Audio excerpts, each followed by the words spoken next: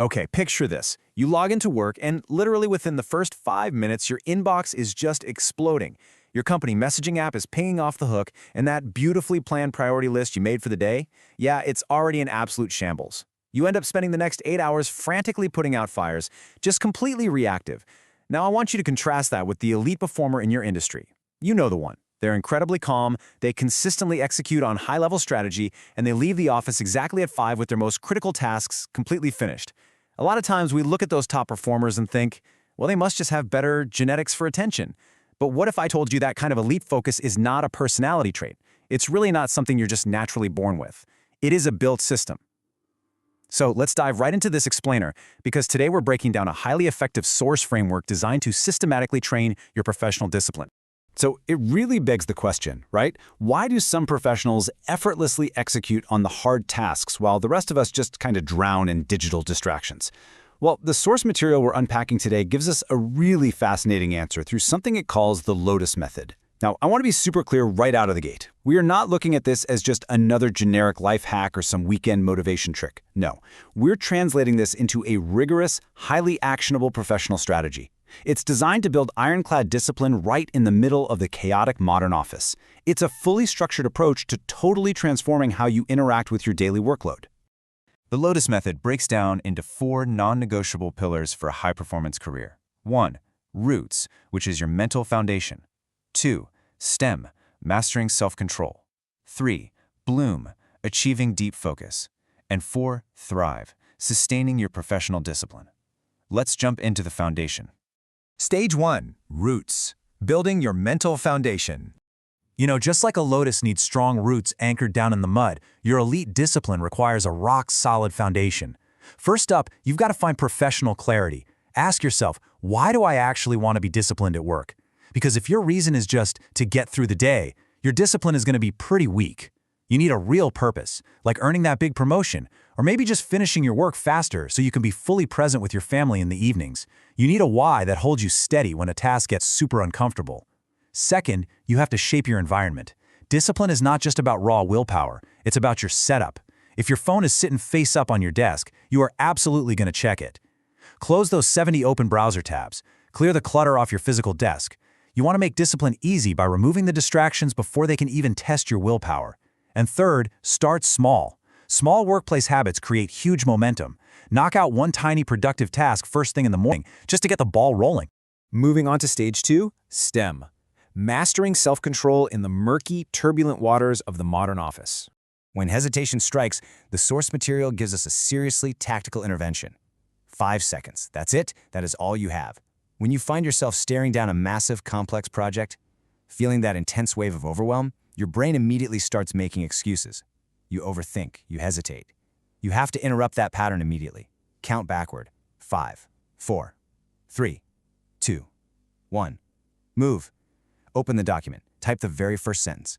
Pick up the phone and make the call. This fast, urgent countdown acts like a wedge that snaps your brain straight out of analysis paralysis and absolutely forces action before your mind can even talk you out of it. Because every single day you are fighting a total war between instant rewards and delayed gratification. And let's be honest with ourselves, the human brain absolutely loves the unearned dopamine hit of answering some completely meaningless quick question on Slack. It feels like you're working, right? But really, it's just a distraction from the hard stuff. Every single time you choose that quick comfort over meaningful progress, your brain learns to chase instant rewards. But, and here's the kicker, every time you pause, wait, and actively resist that urge, every time you deliberately choose the delayed gratification of finishing the actual project, you are literally lifting weights for your discipline. You are actively training your self-control. Which brings us to stage 3, Bloom, achieving deep focus. To truly hit that bloom state, the source material points directly to time blocking. Now, this is the absolute ultimate professional strategy to lock in and stay fully present.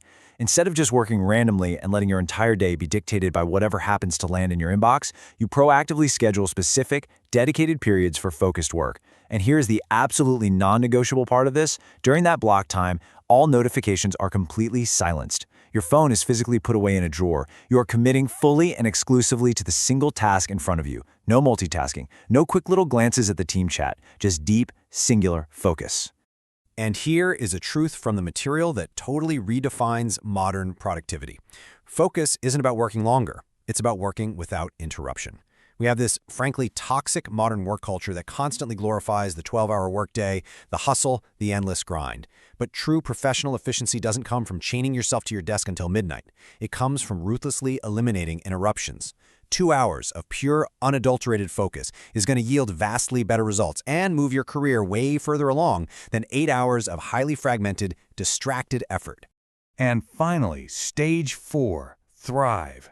Sustaining your professional discipline for the long haul. So how do we actually sustain it? The source lays out a really clear, pragmatic approach here. Step 1. Track your daily behavioral progress. Keep a simple log, maybe just a post-it note on your monitor, noting how well you stayed disciplined during your time blocks that day. Measurement brings awareness. But step 2 is where the magic really happens. If you slip up, reset immediately. The source material has a brilliant golden rule for this. One bad day doesn't matter. If you lose focus on a random Wednesday, fine, it happens. But 2 bad days in a row is where habits actually break. Your goal isn't absolute perfection every single minute of the day. Your goal is to simply never miss twice. I am disciplined. Guys, this is perhaps the most powerful psychological tool in this entire framework. You have to completely shift your professional identity. Stop saying, I'm trying to be disciplined at work. Stop saying, I'm hoping to focus a little better today. Actually, scratch that. Start saying, I am disciplined. I am the type of professional who executes on hard tasks. When your internal identity changes, your daily actions are naturally going to fall right into line to support that new identity. So, I'm going to leave you with a final challenge based on everything we've unpacked today. What is the one specific workplace habit you are going to change over the next 7 days to watch your own discipline bloom? Are you going to start clearing your desk every single morning? Are you going to implement that 5-second rule when you find yourself avoiding that massive client proposal? Or maybe you'll block out just 1 hour of truly uninterrupted, notification-free time tomorrow? Take this 4-part framework, roots, stem, bloom, and thrive, and apply it to just that single habit. Track your progress. Never miss 2 days in a row. You have the blueprint right here. Now it's time to build a system. Thank you so much for joining me for this explainer, and I highly encourage you to put these strategies